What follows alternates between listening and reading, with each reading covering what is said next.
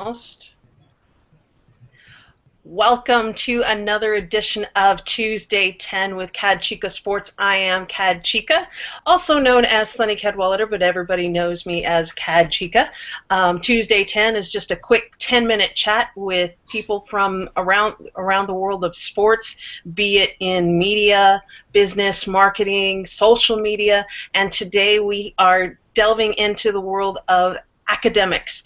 I'd like to introduce my guest, Dr. Jimmy Sanderson. Jimmy, why don't you say hello? Hi, thanks for having me. I'm really looking forward to being with you tonight. Thanks for joining me, Jimmy. We have a connection, aside from what we connecting on social media. We have a Phoenix, Arizona connection, and we were just talking about that actually in the green room. I grew up in Phoenix, and I didn't realize how many different cities you lived in Phoenix or in Arizona. Yes, we tended to move around a little bit. So we were in Mesa, which is on the east side of Phoenix, and then we were in northern Arizona up by Sholo in a town called Snowflake, and then we lived in Litchfield Park and Surprise, which is in kind of the northwest part of the valley area there. So definitely been in the 623, the 480, and the 602, all of them. Woohoo! Yeah, that's right. Represent, right? Definitely. We were both Phoenix Suns fans. I think we were both Phoenix Suns fans, yes. right? Yes. I remember the days of Cedric Ceballos and Miguel Knight, and I remember the day we traded for Barkley. So yeah, a lot of good memories growing up as a Suns fan. Gosh, I feel old. I feel old because I'm thinking Walter Davis, Alvin Adams, and all of those guys. I remember that team too. Yeah. So Kurt Rambis. Yep. Those were some good times back then. So tell everyone where you are at. You're at Clemson University, I know that, but why don't you give everybody a little bit of background as to what you do? Sure. So right now I'm an assistant professor in the Department of Communication Studies at Clemson University here in Clemson, South Carolina. And if you're not sure where that is, it's about halfway between Atlanta and Charlotte. Right now I'm doing work in social media and sports communication research. I'm also right now teaching a sports communication and social media class. And really with my research I look at kind of 4 different facets of social media and sports, looking at it from kind of a sports media standpoint, how organizations are trying to manage social media, fan and athlete use of social media, and then kind of identity issues around fandom and self-expression by athletes on social media. And it's just a really great topic, a real fascinating area, and there's no shortage of opportunities. When did part of this question comes from our friend Derek? Don't call me Darnell Dockett, but part of this is mine. When did you first start using and incorporating social media into the classroom? And Derek wants to know, what tools do you use within the classroom or just to communicate with the students? Mm-hmm. Yeah, I really started experimenting with Twitter back in 2010 when I was doing my PhD at Arizona State. I didn't really have a lot of success with it. I think it was still kind of new and kind of novel for students, so really kind of didn't do much until I got here to Clemson, and then really started probably in the last year or so experimenting with Twitter. Initially, I would kind of just tell the class, hey, I'm going to be tweeting things out, so if you were interested in different kind of stories or you want to have conversations, you can follow this hashtag. Then I actually had a class where I required them to be on it, and that was last spring semester. And then this semester, of course, they're not necessarily required to be on it, but given the fact that it's a social media and sports class, it's a huge part of the class with what we're doing with the Com426 hashtag. And then also started to use Tumblr more. I started with Tumblr last semester, and now in the class this semester, each group is going to have a blog that they're responsible for maintaining that's going to cover a certain aspect of sport and social media. So I'd say right now Twitter and Tumblr are the 2 big ones I use. I thought about trying to find ways to look at Instagram. For me, Facebook's just their own space. I don't really want to get involved with that. But I think for right now, those 2 hold the most value for me. Cool. And Twitter is actually how you and I had connected. And today, because you have class on Tuesdays and Thursdays, and using that calm426, calm426 hashtag, I was able to kind of exchange, just some ideas and thoughts with some of your students today. And the one of the subjects that I know you guys were talking about that I was able to actually discuss with them was the Richard Sherman, Right. the Richard Sherman post-game interview from Sunday's NFC Championship game. What were some of the key points that your students raised? How did they feel about A, the interview, and B, the actual social media reaction?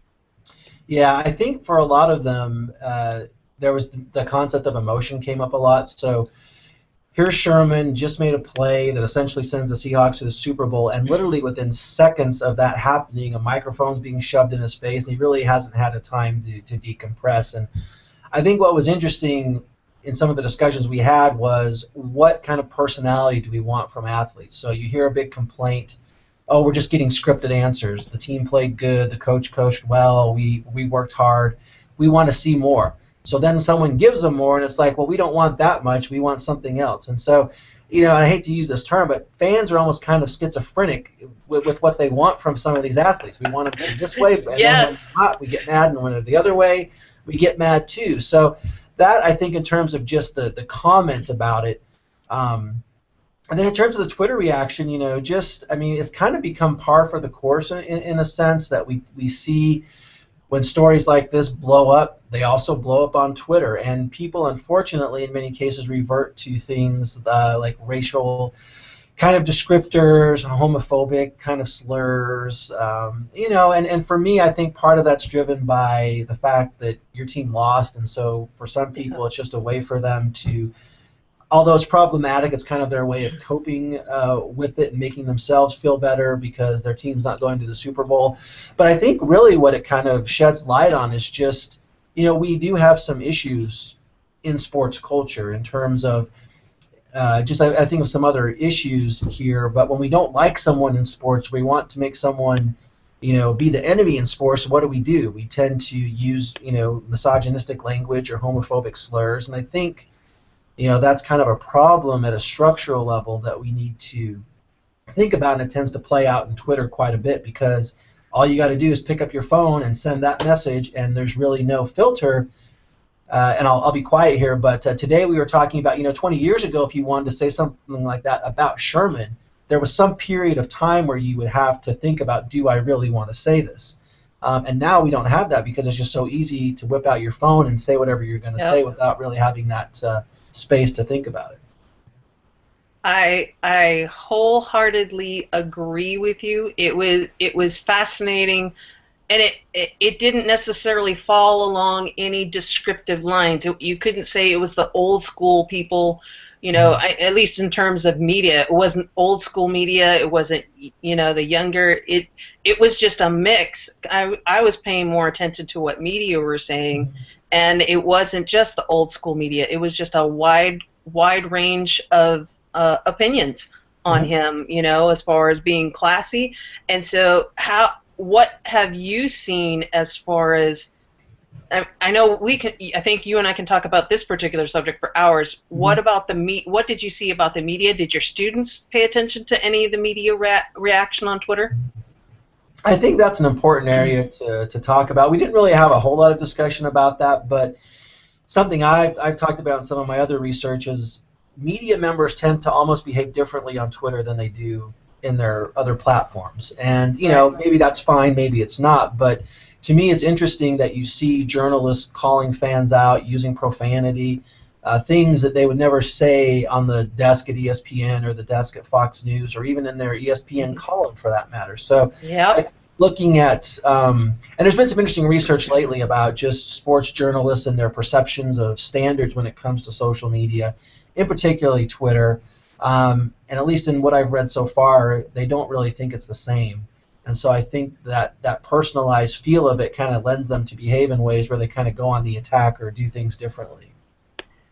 Okay, I want to ask you about that when we're done about Okay. that research Okay. because that's fascinating to me. We are almost out of time, but I'm going to Wow, go already. a little past 10 minutes Okay. just because All right. there's more things I want to ask you. What research are you working on right now, Mhm. or have you just finished that you'd like to share, or can you share with Yeah. the audience? Yeah, so I'm really excited. I just finished some research with a colleague I have at Baylor where we looked at student athletes and their perceptions of social media education. And we're actually going to be presenting that paper at a conference in New York in March called the International Association for Communication and Sport. Communicationandsport.com is the association that you can look at there. Really excited about that because what we found is that they don't remember anything. And probably the reason they don't remember anything was they were told was how bad it was and all the stuff that can go wrong. And so that's something I'm really excited about. And then doing some work with a student right now, actually in Com 426, where we're looking at the kind of hate messages that the Alabama kicker Kate Foster got on Twitter Oh after wow, the Auburn game, and just kind of that looking at some kind of fan psychology frameworks of the kind of crazy messages that people are sending to these kids in this case. I know I'm geeking out here because that's fascinating to me. I don't know if it is to anybody It's else, but I just find it so fascinating the whole psychology of what social media, what Twitter has exposed to everyone. You know, I mean, it's just fascinating. But well, that's a Tuesday 10 for another day. Sounds Um, good.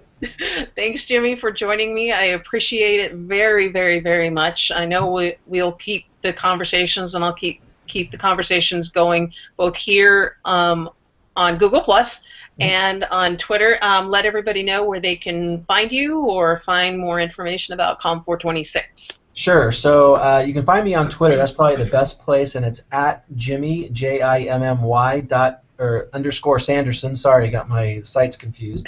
And then on the class, the blog for the class is comm 426 dot tumblr.com. And then the hashtag we're using for our class is com with two M's 426. And anybody who wants to follow along, we'd love to have people weigh in on the topics we're going to be discussing and just any insights or opinions people want to share. We'd love to have you.